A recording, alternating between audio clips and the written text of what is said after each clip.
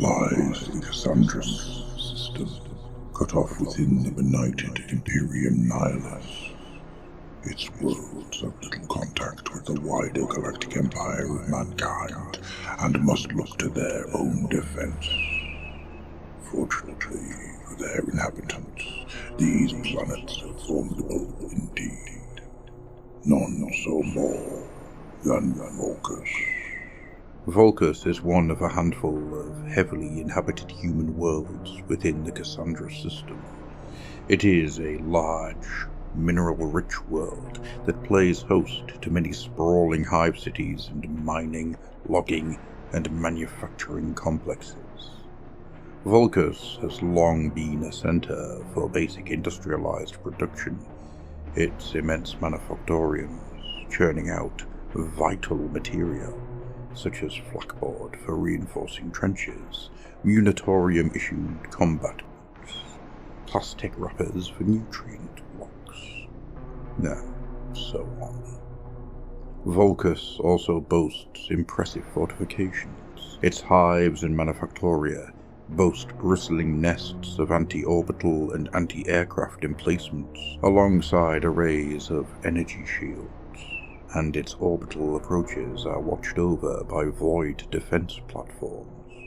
The tech priests of the Adeptus Mechanicus maintain many forge shrines on Volkus and lend their esoteric technologies to the world's protection. Yet, of all Volkus's impressive defenses, one utterly outclasses all others. This is the massive ballistus, the world's so-called Great Gun. Historical records on Volkus only stretch back for a millennium or so before becoming so fragmentary to be incomprehensible. The Great Gun looms large through them all, however, and is believed to have stood upon the surface of the world since the earliest days of the Imperium, perhaps even before. The shadow of the massive ballistus stretches long, both physically and figuratively, over both the planet and the surrounding star system, for it is a weapon like no other in the Imperium.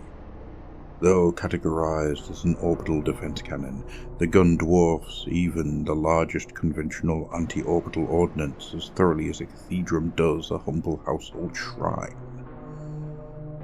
The foundations of the massive ballistus are miles in diameter, its bracing anchors delving down almost to the planet's mantle. From this cyclopean base, the gun structures rise like the foothills of a mountain range.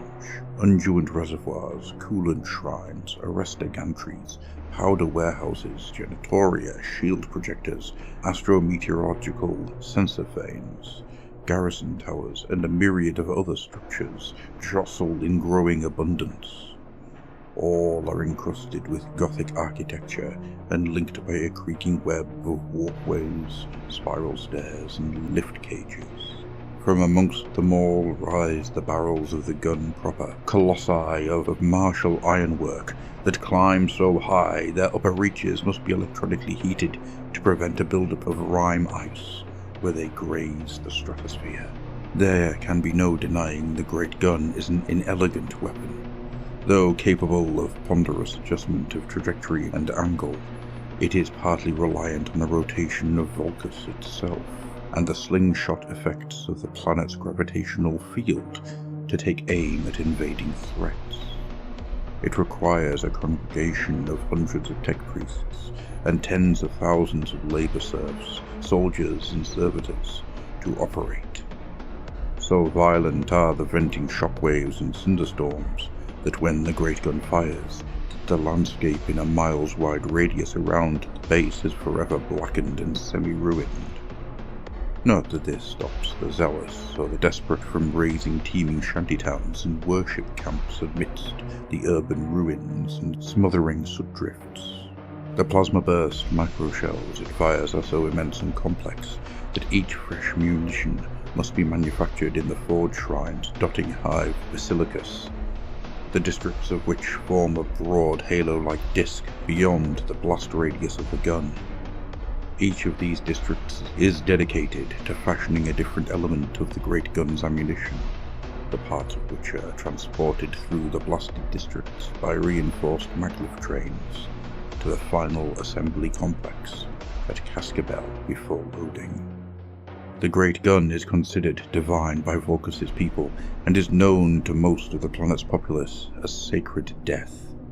This has drawn countless pilgrims to the planet and made the local Adeptus Ministorum clergy tremendously powerful. Whenever the gun prepares to fire, fervent hymns and tolling prayer bells mingle with warning klaxons and the sounds of blast shutters and fire baffles winding into place throughout Hive Basilicus. When the weapon lets fly, a single lucky or accurate shot can annihilate an entire invading void fleet within a range of 500,000 miles of Volkus. Sacred Death shattered the renegade, breathing fleet of the Chaos Lord Maladroxus, the Flayer, when he attempted to invade the Cassandra system. It hurled its fury into the heavens, also to annihilate the Space Hulk, Manifestation of Misery, when that alien-infested Geist ship threatened to drift within reach of Volkus' orbital docks. When the Orc freebooter Warp Captain Golgork and his hordes attempted to use Volkus' moon Koboth as a base from which to invade the planet, Sacred Death was unleashed again. Its ferocity was such that it not only annihilated the Orcoid menace, but also split Kolboth in two. On that occasion, the asteroid storms and gravitational upheaval that battered Volkus, as a result, were considered a small price to pay for the Emperor's divine protection. It is understandable then that when the Tau of Commander Shadowsun's Fifth Sphere expansion set their minds on conquering Volkus, they approached the task with caution.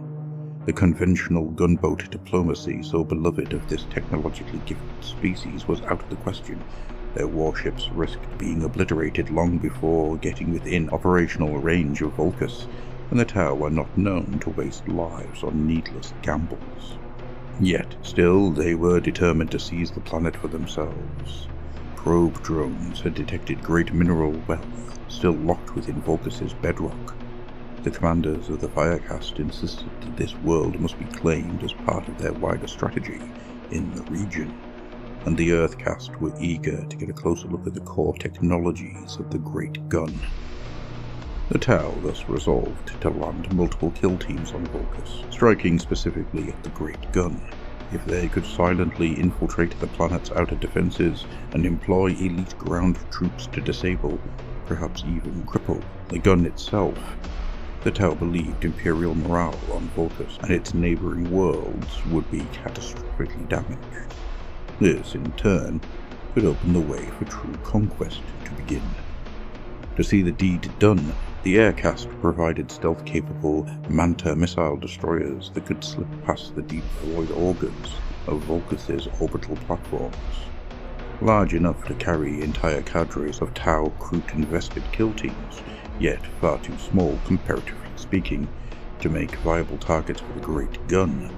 The sleek vessels swept like ghosts through Volkus' atmosphere and approached Hive Basilicus from on high.